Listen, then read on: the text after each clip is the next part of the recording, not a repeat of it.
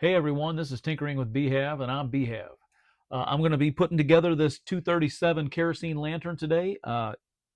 I polished this fount up, I showed you guys that, and I finally got all the parts together so I can put it back together. The first thing I have to do is put the valve assembly back in.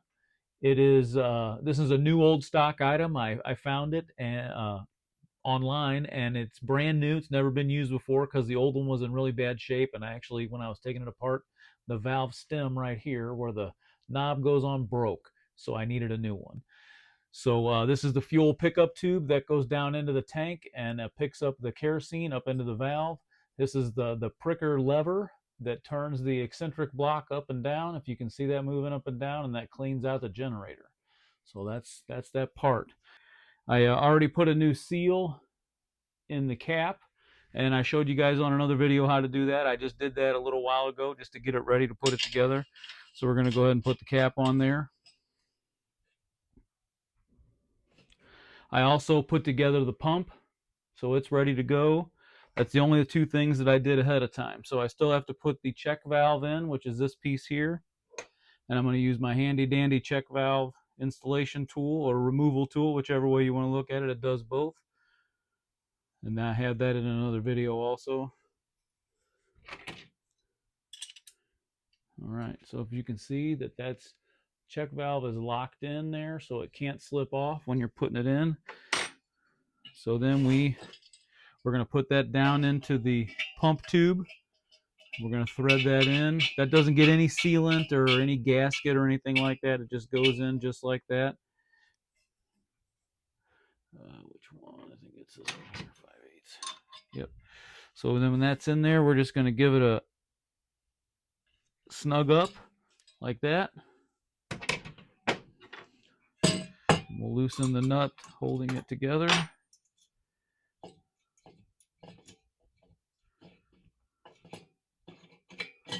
And that check valve is now installed. It's down in there. I don't know if you'll be able to see down in there or not. Probably not. Oh, yep, there it is, down in there. Okay, so that's the check valve. That doesn't let the pressure back out of the lantern. Once you pump it up, there's a little ball in there that'll seat up into a socket that'll keep any pressure from coming back out. It's a one-way valve, basically. All right, so then we'll put the stem into there. It screws into the check valve. You just have to screw that down in like that. Then it's ready for the pump. You got to kind of feed the leather in there just like that. And if you look, the holes line up on the sides. And I'll put screws in, and the oil, you want the oil hole. If you look at the hole, it says for oil, you want it not on the bottom. You want it kind of up more towards the top. I mean, you have to line the holes up, but you can put it in upside down, and then the holes on the bottom, and that's not as good. So you do that, and then you have these two itty bitty teeny tiny screws here that hold those in. I think my screwdriver will fit it. Yep, it will. So we'll screw that in.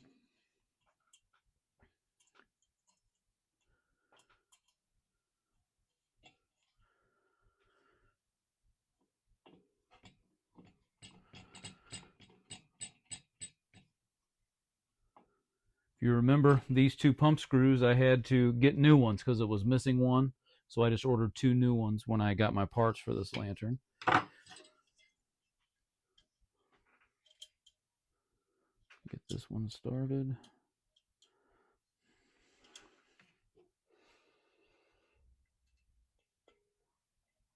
There we go.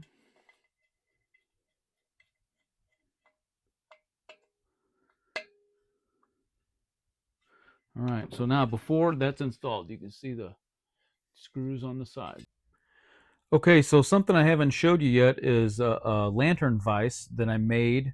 Now, it's not my design, but I found the plans on the internet, and it's just this wood piece on the top here, right? So what it is it's two pieces of plywood that I cut circles out of that were the different sizes for the different founts, right? So this is the fount that I'm working on. Okay, so I know, like this one I labeled Sears because I have a Sears lantern here that has an odd size fount. So I made a set of inserts to go in here for a Sears lantern, right? So that's not the one I need. And then the other one is this one here, and it is made for the 200A, which happens to be that red lantern right there. So that's what size this one is.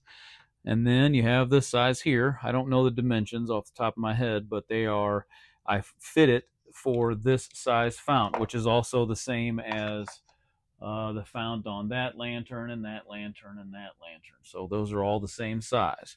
So the way it works is I line my little lines up there to make sure that I'm centered where I need to be. Okay. Then you take and you put your fount in like that, and it fits in there. And then you squeeze this up in like that. And you put these little toggles on here, and I've got them adjusted so where it'll pull it down nice and tight. You pull it down, and that gets it tight, and then you screw these little screws down here, and that will lock it in place.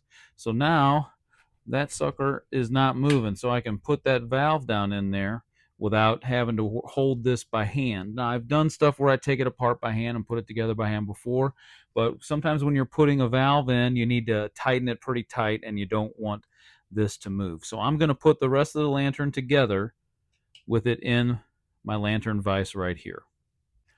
Okay, so now we're going to put the valve in, and I've got my red thread locker, and I'm just going to put a little dab on there. It doesn't take much. Just going to put a little on the threads there like that, right?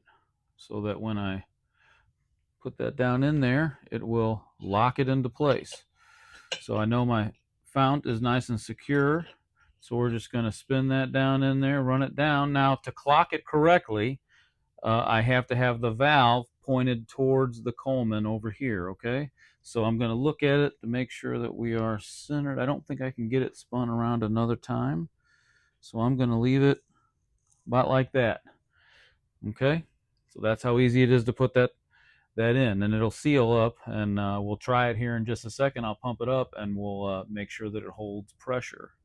Let that thread locker set up just a little bit. So we'll try it now here. We'll see. We'll see if it'll hold pressure. I'll just pump her right up here.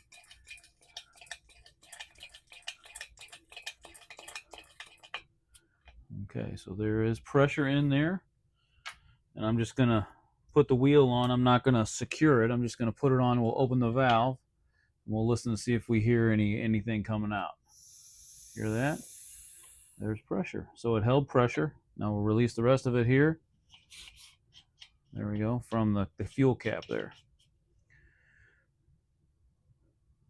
All right. So that's installed. The next thing we're going to do is we're going to put the collar on, right? So this is the collar.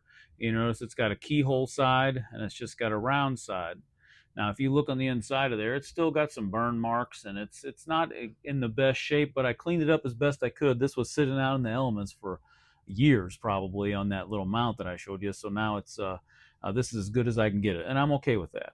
So we're going to put, you got to feed that the pricker lever, excuse me, through there, and then you kind of run that keyhole piece over there. So that sits on there just like that.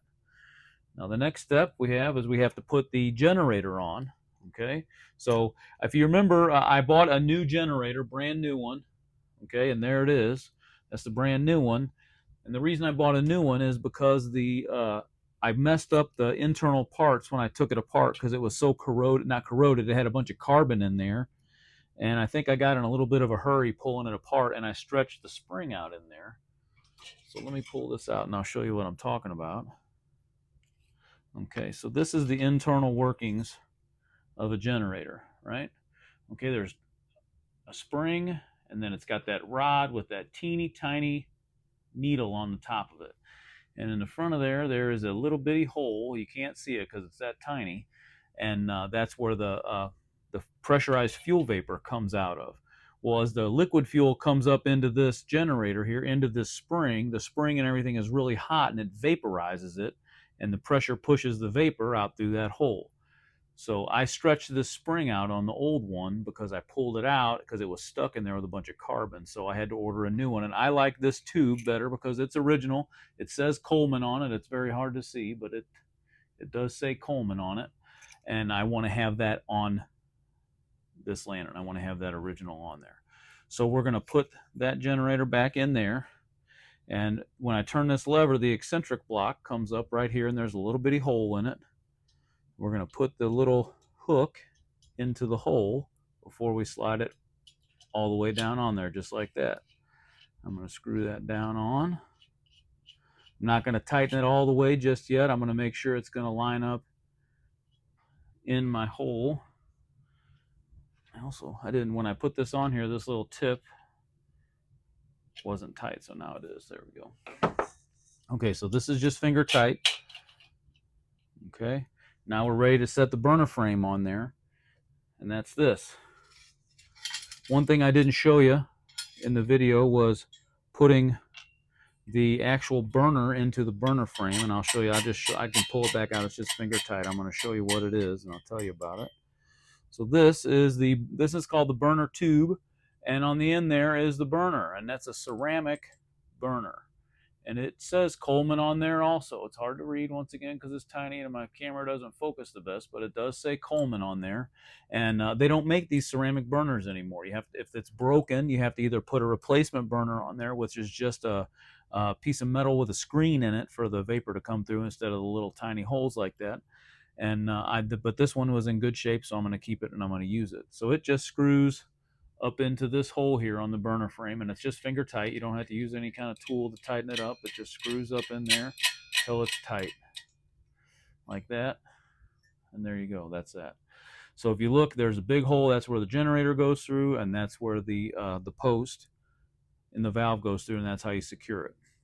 So another thing I have to put on this lantern, because it's a kerosene lantern, is this preheat cup. So this is what you fill with alcohol to preheat your generator. It slides over the generator.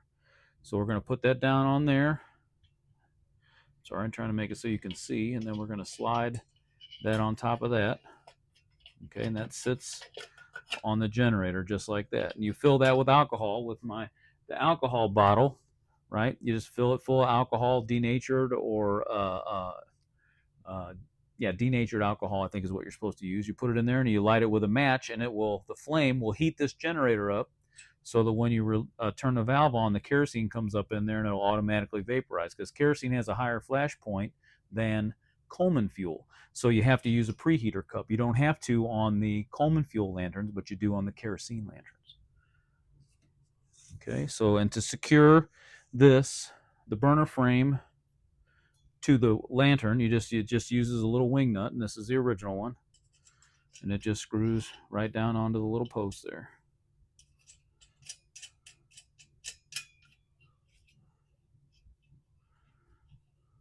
Get it nice and tight because you don't want it loose. It's all nice and straight. I had to take a peek at it. Another thing that goes on the kerosene lantern that doesn't go on another lantern is this little clip. It slides around the burner tube over here, and it is supposed to hold the preheater cup up higher so that it heats the upper part of that. Oh, is that how it's supposed to go? Yeah, I think that's right. Yeah, it goes just about like that. So that's what that's for. That holds the preheater cup up towards the middle, so the flame is towards the middle of the generator. Okay, so now I'm going to put the fuel valve on, or the valve wheel on, excuse me. So that just slides on there. It's just got a little splines on it, and it fits in there. And it is held in by a little screw. And it also has this direction disc, right? That tells you, or instruction disc. I keep saying the wrong names. The instruction disc, and it's got French and English on there because this is a Canadian lantern. So it tells you how to light it. That's the lighting instructions. So just so you know, you turn the valve, once you get it pressurized up and your preheater going, you turn the valve 1/4 of the way open, and then you light it. You go to light this. And then once the mantle starts to burn bright, that means you're getting good vapor up through here, and then you open the valve all the way. There's no This valve doesn't control the brightness of the lantern. It turns the fuel on or off, and you want it full open when you're running it. Just enough pressure, and you want it full open, and that's what it is.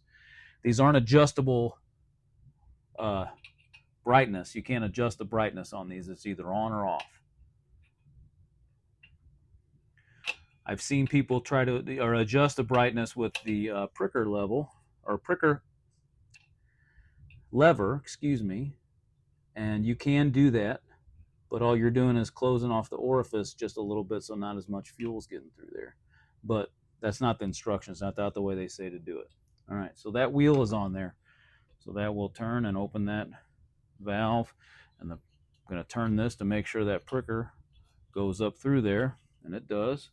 And the one thing I'm going to do here also is what I didn't do on the one that caught fire is tighten this generator down. So I'm going to give it a few turns here. We're going to tighten her up so that it's not going to leak fuel on me like that last one did. Okay, this one is nice and tight. All right, so the next thing I'm going to do is you got to put the globe on. And this is a neat globe. It is an original globe. If you look there, I put the paper in there so you can see it, because if I take it out, you won't be able to see the green Sunrise Coleman logo. My dog's barking in the background. That's great for this. But anyway, that's an original globe. People covet the original ones because, you know, they get broken a lot and they make lots of replacements. But this one is original, so I'm going to try not to break it. Okay, so the globe just sets on there just like that. Then you have your vent, and there's holes in the side here. There's a hole for the handle, and it lines up over here. The holes for the bail, excuse me, go here. You just put that on there like that. And the last piece is the bail, and you go through the hole, line it up like that.